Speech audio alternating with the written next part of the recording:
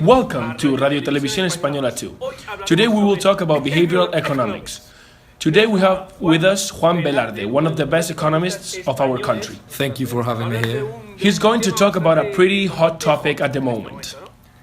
Well, as you might all know, that the Nobel Prize of Economy of this year was awarded to Richard Thaler. In his book, The Nudge, he explains into detail his theory about people's irrationality when they have to buy some products. We will also analyze in detail all the theories proposed by Richard Thaler in his book, The Nudge. Stay with us, it's going to be a very interesting night with prestigious economists like Juan Velarde. Please don't forget.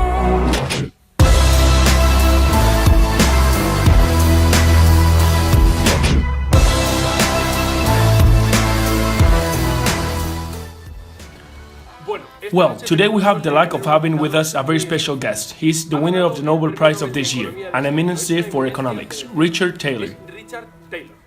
Winner of this year's Nobel Prize in Economic Sciences is Richard Thaler. दो चेहरों को देखिए, एक का नाम है Richard Thaler. El Nobel de Economía en el día de hoy es el profesor, el doctor Richard Thaler. Também faz. O premiado é o Richard Thaler e ele... Nobel de Economía se acaba de entregar. Su nombre es Richard Thaler. Good evening. Good evening. It's a pleasure to be here tonight. Thank you very much, Richard. Well, I'm going to ask you directly. What is for you behavioral economics? With a nice and easy example. Do you like ice creams? So be focused, because you will like it.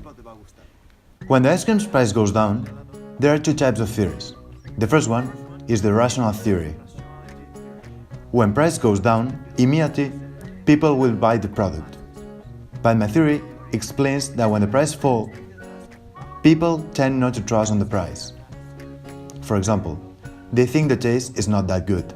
So when the price goes down, the consumers don't buy that much because they mistrust the product. And that theory is called bounded rationality. Thank you very much. I think it's pretty clear. But if it isn't, let's see a video we prepared to talk about behavioral economics.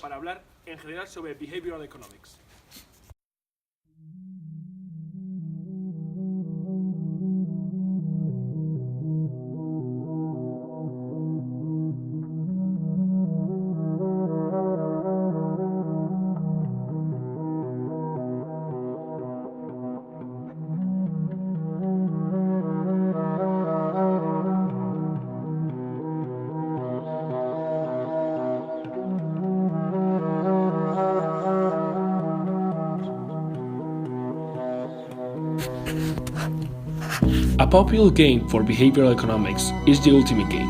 In this experiment, two players decide how to share a specific sum of amount of money, let's say $100. The first player is given all the money, then he will propose the second player to split it. If the second player accepts the offer, both will keep the money. But if the second player refuses, nobody will keep the money.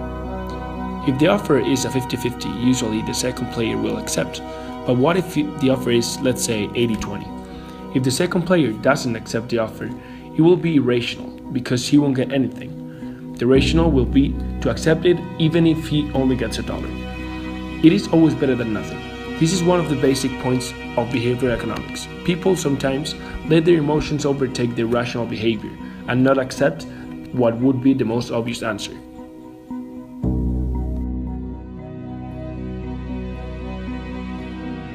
Imagine a world in which Enterprise SA wants to motivate their employees. It has three different ways of doing so.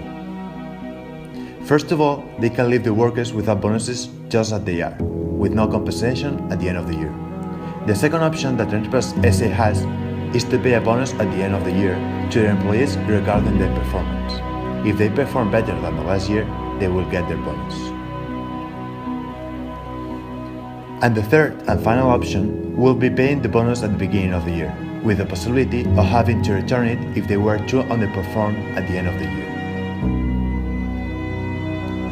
Behavioral theory states that the pain of loss is stronger than the joy of gain. This means that the group 1 won't perform better due to a lack of motivation. The same thing will happen with our second group. While, on the other hand, Group 3 will outperform Groups 1 and 2 due to the loss of aversion.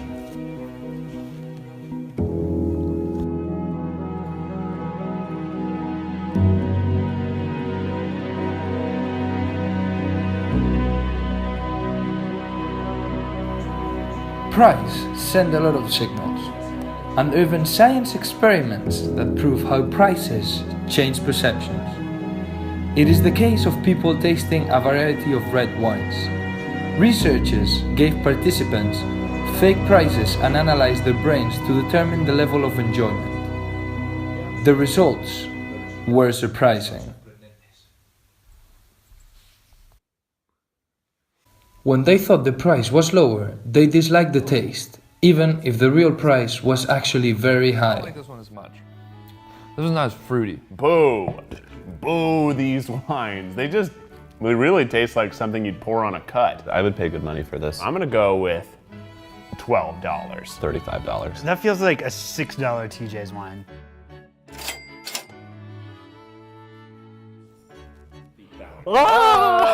This is older than some people who work here. There's a lot cooler things you can buy with $150, like probably a used Nintendo DS. When you know something's expensive, it tastes way better.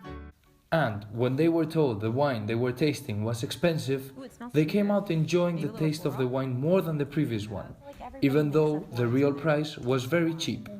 There's like very little bite to it. This one I could see myself spending a little bit more on. I would get a glass of this at like TGI Fridays. I think this is a Riesling that's $25. $30, $40 a bottle. I'm gonna say $12. Is it barefoot? It's barefoot! Barefoot Chardonnay? I love barefoot. Why are you hating on all the cheap? Just because they come at a good price, this is why you're not Asian. I'm not hating.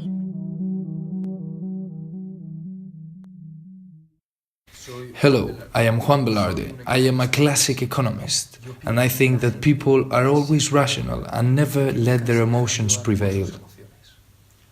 I am Richard Chiller. I'm a behavioralistic economist, and I think that people base their decisions in their emotions. Well, thank you very much. Basically, the conclusion we got from tonight is that even though economic theory assumes that people are rational, we have shown that people act irrationally. Thank you very much, and I hope to see you next week in our super program. Please don't